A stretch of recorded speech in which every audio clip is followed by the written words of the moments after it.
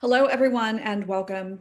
My name is Gwendolyn Reese. I am the High Priestess of Theophania, which is a coven of the Assembly of the Sacred Wheel, a Wiccan tradition. And this is our Foundations of the Craft course. This is Module 5, and it is the Praxis section. So let's go ahead and get started.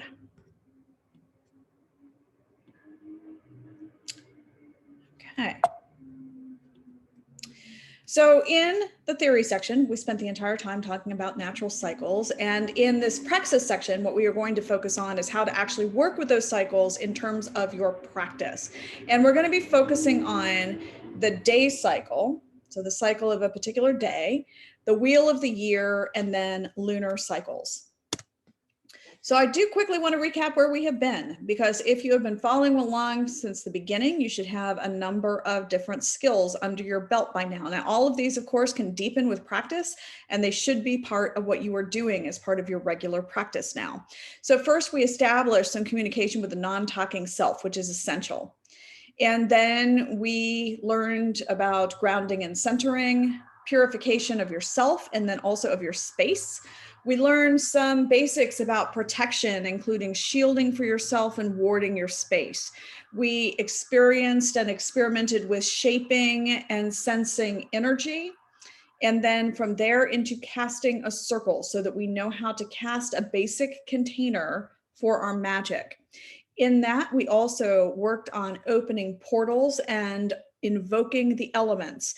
You are always going to be wanting to get deeper and deeper in touch with and understanding at deeper levels the elements. And of course, this is with any of these things, you can get better and deeper in your practice throughout your entire life. There's a lot of depth here. So with the elements in particular, continue to work on thinking as, using the elements as a strategy and also working with them.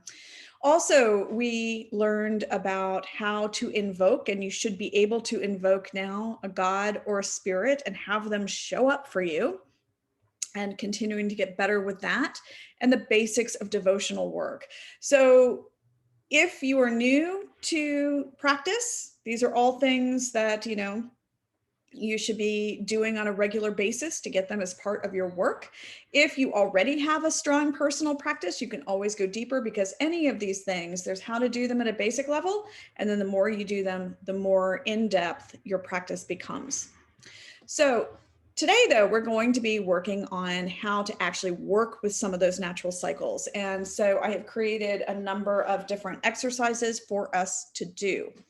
I should say, for those of us who are actually taking the class in person, so we have the in-person component after kind of the part where I give you everything.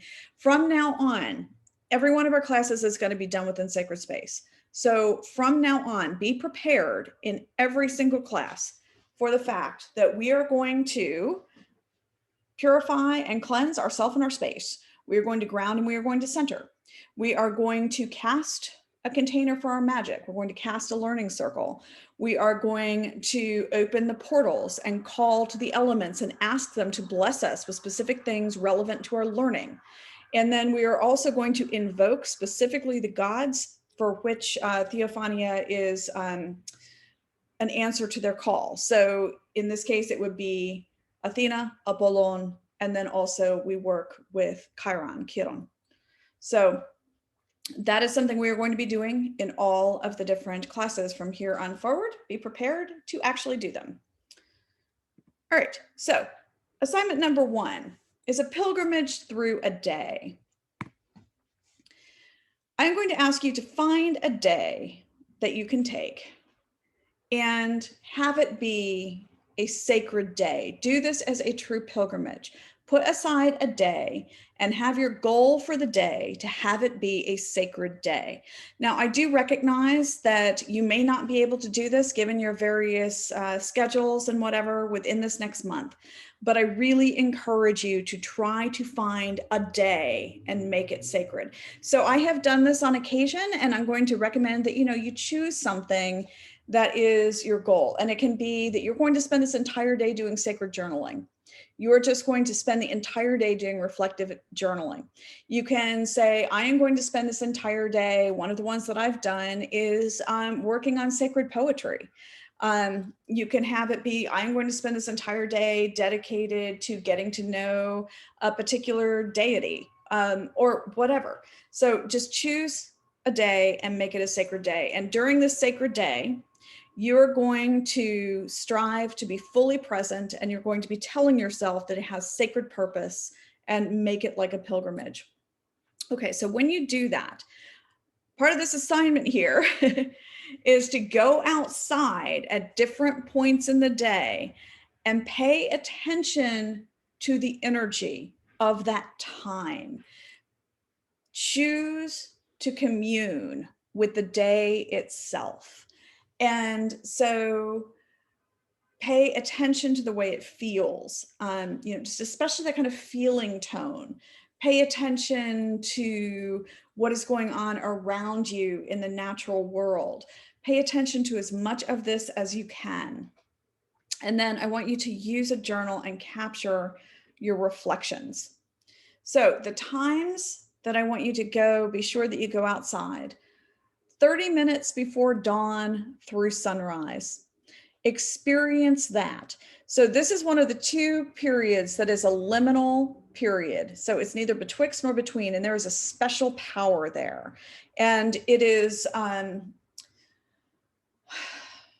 well, it's really powerful. This is one of the very powerful times to do magic. And it's one of the times in which the power of the day is incredibly visceral and often quite beautiful. So 30 minutes before dawn through sunrise, then go out again around mid-morning. Then I also want you to go out at high sun. Now, colloquially we'll say noon, but really, especially if you're doing this as a pilgrimage, noon is not always actually high sun. So, because it depends on the length of the day. So doing a calculation in which you figure out here is sunset, or here is sunrise, here is sunset, and what's midway between them, that is the high sun of the day. Figure out whatever time that is for the day you're in. Then afternoon, then sunset to 30 minutes after sunset. And that is that other hinge point in which, there's the sun is setting, and I actually like to go a little bit before sunset so I can see it going down. And then like that 30 minutes or so in the twilight as the light is still there, but the sun has set. And again, that's that other liminal moment, and just pay attention to how it feels. Then I'm going to suggest mid-evening, sometime at night. And then if you can, I really strongly suggest like getting up at 3 in the morning. And of course you have to be in a safe place where you can do this, but get up at 3 in the morning and go out at least for a little bit, turn off your light source and experience that, because that is a really magical time. And of course this is like in the dead of night, but part of what you will experience, I believe, is there's a clarity that can come in the middle of the night, because there's just not all the psychic racket. You suddenly become really aware of how much psychic racket there is when you can be in the deep quiet of the true middle of the night, which is not midnight. Okay. So I encourage you to try to do this. Now, as a reminder, good, better, best. It is better to do this kind of thing broken up than to not do it at all. If you really can't do this all in a single day, especially if you have health or safety reasons for that sleep disruption, split it up, but there is a real value to doing this kind of thing as a retreat. If you can set yourself up with like, I am doing this as a sacred day retreat, a sacred day writing retreat, a sacred day, whatever kind of retreat. Okay, so that's assignment 1. Assignment number 2 is seasonal reflection. So I'm going to suggest that you do some journaling here. And I'm going to say, choose a season. Ideally, you'd want to do this for all the seasons eventually, but at least choose one and write down everything that you can think of that you associate with that season. Every single thing you can think of. And then also like think through the recurring traditions from that season that only happen then, and that mark that turning of the wheel for you. And I was saying in the theory section, there's something very potent about those things that are special because they only happen at a particular time, because that kind of marks this cycle, and that there is value to keeping some of those things special like that. So there's a good reason, for example, for us in the United States to only really do a Thanksgiving style dinner at Thanksgiving, because that's part of what makes it like, oh, here we are. Now we are doing Thanksgiving style dinner. Also, in my case, for example, I love cherries. I mentioned that. Cherry season. But write down all of the ones that are that you know of, that are in your culture. If you know of others in other cultures, great. But the ones also that are important to you. Maybe it's the first asparagus, fresh asparagus of the season, whatever it is. I seem to have a lot on those for food, but there's reasons. There's, feasts and festivals are often a part of this, and often we do mark them with special dishes and so forth.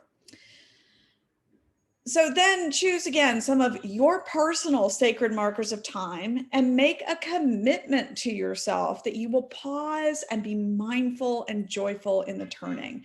So I live in Washington, D.C. A couple years ago, was like, you know what? I'm never going to miss another cherry blossom festival if I can help it. That is something that marks the season. It's a spring, and it's something very potent and powerful for me. I'm going to go down and I'm going to make sure to pay attention to the cherry blossoms. So what are the ones for you? Okay, so speaking of, spring's coming. I have a little bit of a cough. Allergies, that's one I wish I could get by.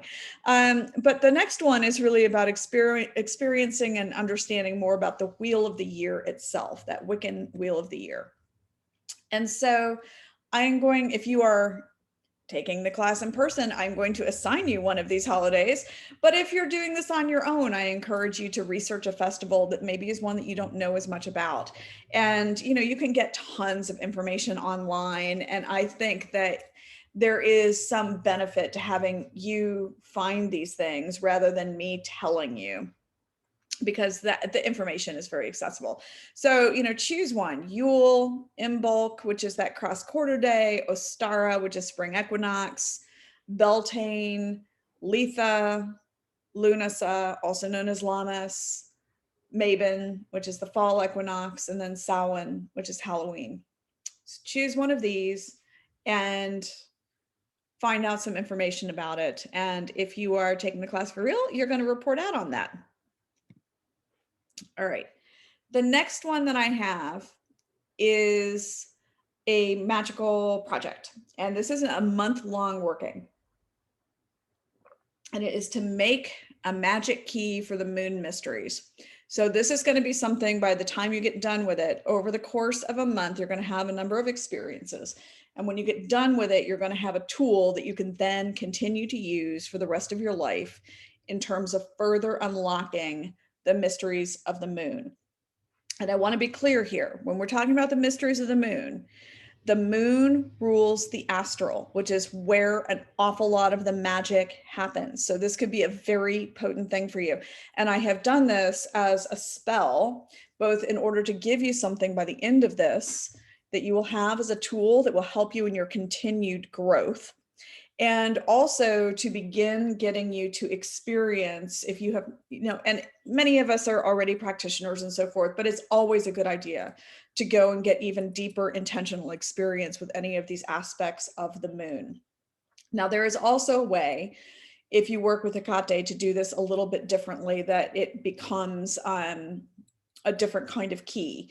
So that gets you, Hecate is the goddess of crossroads, goddess of witches, goddess of all liminal things, and has the ability to move between all of the worlds. And there's a way to get it to do that. But for the most part, for right now, what I'm actually suggesting, if you want to do that, there's another way. But I think that there is value in having all of us have something that we can constantly use that is a little bit more generalizable to help open and deepen our mysteries, our understanding of the mysteries of the moon. All right, so stuff you will need. You will need white, red, and black, embroidery thread, or natural yarn. And you're going to want it to not be like super thick, chunky yarn, because you're going to be needing to do some stuff that eventually will thread through a key. So, you know, fine yarn if you're going to do that in both. So there's the embroidery thread. And then, like I said, I would use a natural fiber for the yarn if you decide to get thin yarn. But you need all of those 3 colors, white, red, and black. And you'll see those are also the 3 sacred colors of Hecate, but they work very, very well with lunar magic. Also, an antique key or a decorative key that is evocative for you. It is going to have enough of a space on the end, you know, so not the part that goes into the door, but the other end for you to thread what you're going to make through it. And then you need a journal, because you want to be writing this stuff down. In earlier classes, I know I've said journaling is really important. Part of the reason for that is you will forget, because that's part of our challenge as humans. But the other thing is that sometimes things that happen on the inner planes or on the more subtle aspects of reality, they don't actually hit the physical plane in terms of their effects until later. And if you don't have good records of what you're experiencing, you can overlook important information. So again, this is a month-long working, by which I mean a lunar month, because you're going to go through the entire month. Now you can start this at whatever phase you want to start it. It actually doesn't necessarily matter. But what you're going to do is, once you get that key, the key that you like, you're going to consecrate it. And to consecrate something means to make it sacred. So whenever we are consecrating anything, what we are doing is we are saying, this now has this sacred purpose. And then it can never be used, if you're consecrating it, without doing some desacralization. But really the better answer to that is actually to destroy it, rather than to try to then use it later for something else. Once you have made something sacred, then you really should only use it in alignment with that purpose ever again. So what we're going to do here is we're going to consecrate this key. I would wash it with salt water. I mean, if it's an iron key, I wouldn't like leave it in salt water, but you know, at least kind of wash it. And then that is that's cleansing it with the elements of water and of earth. That should be sufficient, but if you wanted to, you can also run it through some incense, which blesses it with fire and air. And, you know, a lot of times I actually will do both. I'll use salt water and fire and air through the incense, so it gets all 4 elements. But in this case, I'm particularly concerned that it be blessed and cleansed with the water and the earth. Okay, next, go outside where you can see the moon. In all of these sections, you're going to need to find a place where you can go, where you can see the moon. And then make an intentional effort to reach out with your mind, your imagination, your spirit. Your imagination is really just an aspect of mind that is the part that actually is tied into your magic. You know, that's, I mean, we now have this kind of derogatory, like, oh, that's just imaginary. Well, that is our problem. You know, that is a modern person, twisted, messed up problem, because it's just your imagination actually is a very sacred, potent thing. Your imagination is about your most godly gift that you have. So reaching out with your imagination to connect with the moon. Hold up the key and state your intention to make it a tool to connect with the moon and to unlock its holy mysteries, that you are making this into a tool for those purposes. And then connect with the key energetically. Hold it up to your third eye right here and imagine it coming into you. And then after you can imagine the key being within you, imagine yourself in the key so that you're making a personal connection to it. And this is your personal tool. You don't get to share this with other people. And then hold it up again and see it fill with moonlight. See and just visualize, imagine the moonlight shining down on the key until it glows. Okay. So then we have consecrated the key itself. Now, in several phases of the moon, what you're going to do is you're going to go outside, and there's going to be 4 different times you're going to do this, doing various things. And you're always going to take the key with you at that point after you've consecrated it. And you can potentially do the key consecration and the first one of these on the same day. That's okay. All right. So you're going to take the key and you're going to open it by reaffirming that it's your tool to open the mysteries of the moon, to help you understand those and unlock them. And then each phase, you're going to take 3 strands of either the yarn or the thread of the correct color, and you're going to be communing with the moon, and you're going to braid that energy into a cord. And it's going to be, you're going to end up then with a white one, a red one, and a black one.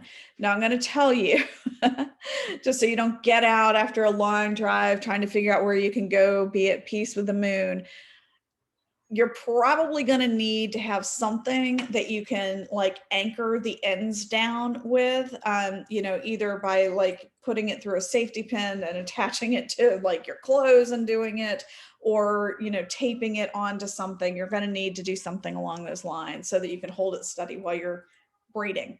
But while you're doing this braiding, you are intentionally communing with the moon, you are seeing the energy, and you are braiding that energy into the cord. And I want you to pay visceral attention to what it feels like. So you're going to do the white, you're going to do on the waxing moon, ideally about a quarter moon. So not like at the very, very earliest moment, but about a quarter in. So it's nice, full waxing-ish. And then the red, oh, and I should say the white, if you want to link this into the maiden mother crone aspect of the moon, white is the maiden. And, you can do that. The red is the full moon. That's like the mother aspect. Okay, so I want to be clear, do this like a day before the full moon or a little bit before the full moon. You don't want to do this if the moon has become full at 4 p.m. and you're trying to do it that same evening, then you're actually in the waning mood and you've lost the energy. So as close as you can get to the full moon, when you can see the full moon and it has not started waning. So often that's like a day before. Okay, so then you're going to do the same thing with the red, and then the black is that new moon. It's the dark of the moon, and the same rule goes for the full moon. If the new moon is, at 2 p.m, then you definitely want to do it the night before that, because what you don't want it to do is to have kicked over into actually starting to wax. In all of those cases, do this and take some notes about what you felt. Pay special attention to the energy, how it feels in your body, and so forth. So again, by the end, you've got your consecrated key, and now you have 3 cords in which you have braided into them, pulling down, paying attention, and braided magically into them the energy of that lunar aspect. So, the waxing, the full, and the new. And then on Numanian, and this one probably should be on that date. So Numanian, this is the old Greek thing. This is the first day after the new moon. And you can either do it there or up to the day before the full moon. So I want you to do it basically clearly on waxing. Actually, you can do any time on the waxing, but you want to be clear that it's on the waxing moon, because the purpose of this tool is to help you continue to grow and, grow into a deep understanding of the lunar mysteries. So in this case, we're going to do it then, so that it's like I said, waxing is for growth, and this is a learning tool. It is something to help you unlock the mysteries of the moon. So on someday here in the waxing cycle, take everything back outside on a day where you can clearly see the moon. Connect to the moon. Again, affirm your intention of continuing to deepen your understanding of the moon, to unlock the lunar mysteries, the mysteries of the moon. See the light shining on you. See the light of the moon shining on you and your tool. And this time you're going to braid those 3 strands, connecting with the energy of the phases. So as you're actually going through and you're moving, connecting to, this is what it felt like in the full moon. This is what it felt like in the new moon. This is what it felt like in the waxing. And try as much as possible to intentionally braid those together. Seeing again the moonlight shining down and filling it. And at the end, you're going to string your key through it and you're going to knot it off. So, you're going to put the knot in it, and it can either be like a loop, which I kind of like because then it's kind of circular like the moon, and then you have it. Or if you would prefer, you can put a big enough knot that the key stays on it and doesn't come off. So that is up to you. But then you have this tool that you can always use, and you can use it throughout the rest of your life. And like I said, you can use it whenever you want to connect to lunar energy, the moon itself, or anything that you're doing on the astral. It can help you become more aware on the astral. So, use that for any of this. And this is yours. It's your magic. You are going to completely do this yourself. And the more you use it, the stronger its effect. So again, like I said, the moon is super important because it is the planet, using the ancient terminology. It is the planet that is responsible for the astral, which is one vibratory level above the physical. And therefore, all of the other subtle planes have to filter through the moon. So it is a really good idea for anyone who is wanting to do magical or spiritual work to unlock the lunar mysteries as deeply as they possibly can. So that is what we're going to work on for this next cycle as far as your homework goes. And I understand that you may or may not be able to get all of these done in a month, but I do encourage you to do all of them and to take notes and to write down everything that you can. Okay, thank you, and we will see you next month.